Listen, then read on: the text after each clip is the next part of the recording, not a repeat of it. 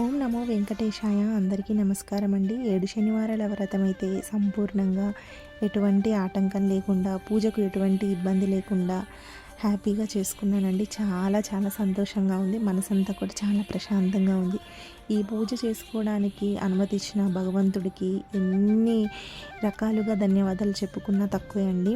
అసలు పూజ చేసుకోవాలన్న ఆలోచన లేని నాకు పూజ ఇంత బాగా, ఇంత త్వరగా ఎటువంటి ఆటంకం లేకుండా చేసుకున్నందుకు చాలా సంతోషంగా ఉన్నానండి. ఇక ముడుపు చెల్లించుకోవడం ఒకటి ఉందండి. ఇక స్వామివారి పిలుపు కోసం ఎదురు చూస్తాను. మీరు కూడా కోరుకోండి నా తరపున స్వామివారి పిలుపు వీలైనంత తొందరగా రావాలని చెప్పి 13 సంవత్సరాల నుంచి ఎదురు చూస్తున్నానండి తిరుపతికి వెళ్ళాలని.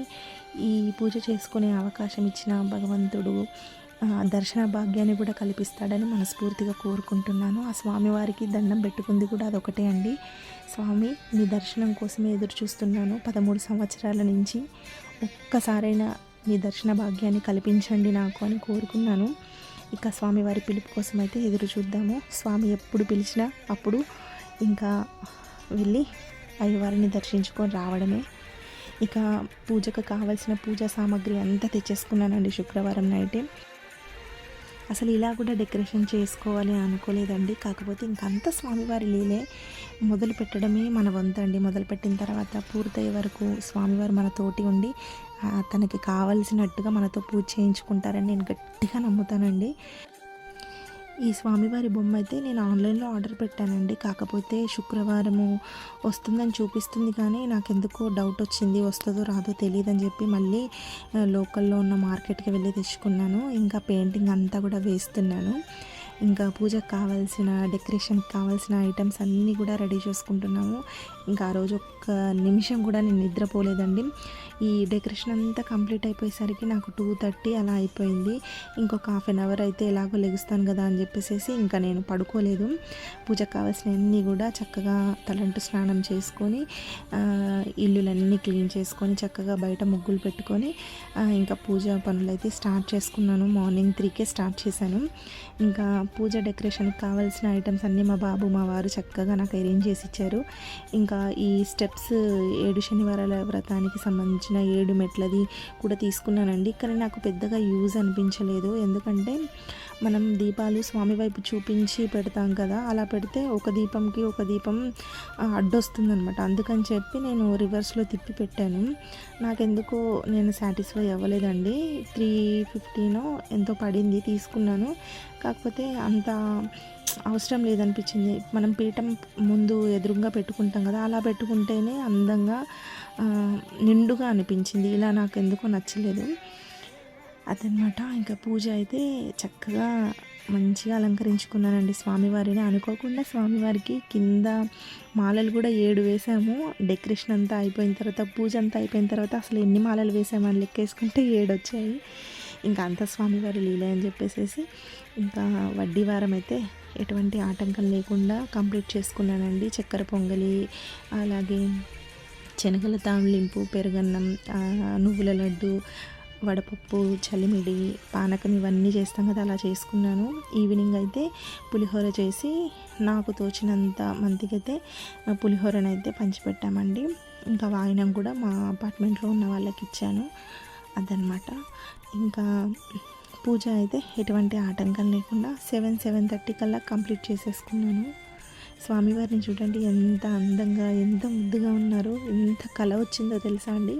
ఇలా డెకరేషన్ చేసుకున్న తర్వాత స్వామివారు మన ఇంట్లోనే ఉన్నారేమో అని అసలు ఆ రోజు ఎంత సంతోషం అనిపించిందో. నైట్ ఎంత దిష్టి పెట్టానో నేనే, ఎంత అందంగా ఉన్నారు స్వామివారు అని చెప్పి. నిజంగా ఎంత కళ వచ్చేసింది తెలుసా అండి. స్వామివారిని పెట్టుకుంటే స్వామివారి దగ్గరే కదండి, ఇంట్లో అంతా కూడా ఏదో పెద్ద ఫెస్టివల్ వచ్చినట్టుగా, ఏదైనా పెద్ద పండగ వచ్చినా, పెద్ద ఫంక్షన్స్ జరిగితే ఎలా హడావిడి ఉంటుందో అలా హడావిడి అయిపోయిందనమాట 3 డేస్ నుంచి. ఇంకా డెకరేషన్స్కి ఎన్ని పూలు కావాలి అంటే నేను చేసిన డెకరేషన్ చూసారు కదా మీరు. మీకు ఎవరికైనా డీటెయిల్గా కావాలంటే చెప్పండి. అసలు ఎన్ని కేజీల పూలు పడతాయి, ఎలా అలంకరించుకోవాలో అవన్నీ ఎక్కడ దొరుకుతాయో నేను చక్కగా వివరిస్తాను. కావాల్సిన వాళ్ళు కామెంట్ రూపంలో అడగండి, చెప్తాను. ఇంకా వాయినాలకైతే ఇలా అరేంజ్ చేసుకున్నానండి. సాయంత్రం పూజ కూడా చక్కగా స్వామివారిని అలంకరించుకున్నాను. స్వామివారి దగ్గర పెట్టిన పూలు మాత్రం మార్చేసి కొత్తవి పెట్టాను. తులసిమాల కూడా కొత్తది తీసుకొచ్చాను.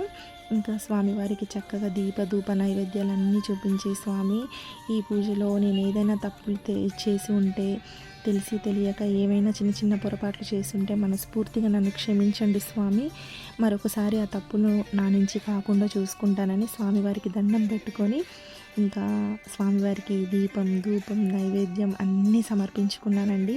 మనసంతా చాలా ప్రశాంతంగా అనిపించింది. పులిహోర చేశాను స్వామివారికి. సాయంత్రం పప్పు అన్నం పెరుగన్నం అలాగే పులిహోర నైవేద్యంగా పెట్టాను.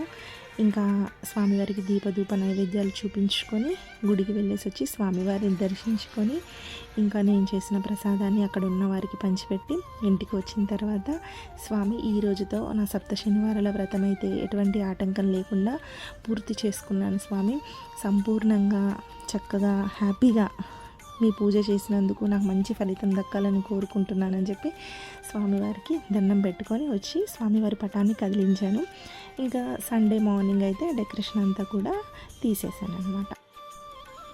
చెప్పండి డెకరేషన్ ఎలా ఉంది, ఎలా అలంకరించుకున్నాను, పూజా విధానం అంతా ఎలా ఉందో ఒక చిన్న కామెంట్ రూపంలో నాకు తెలియజేయండి. నేను చాలా సంతోషిస్తాను. ఈ వీడియో నచ్చిందనుకోండి 10 మందికి షేర్ చేయండి. స్వామివారి పూజా విధానం నచ్చితే లైక్ చేయండి. నా ఛానల్ మీరు మొదటిసారి చూస్తుంటే సబ్స్క్రైబ్ చేసుకోండి. ప్లీజ్ నన్ను కొంచెం సపోర్ట్ చేయండి. మీ సపోర్టు ఉంటే నేను ఇంకా ఇలాంటి మంచి మంచి వీడియోస్, పూజా వీడియోస్ అన్నీ కూడా మీతో షేర్ చేసుకోవాలని కోరిక ఉందండి. ప్లీజ్ అండి లైక్ చేసి సబ్స్క్రైబ్ చేసుకొని మన ఛానల్ని షేర్ చేస్తారని మనస్ఫూర్తిగా భగవంతుడు దయ అందరి మీద ఉండాలని కోరుకుంటున్నాను. తప్పకుండా మన ఛానల్ అందరికీ షేర్ చేయండి. Thank you so much for watching.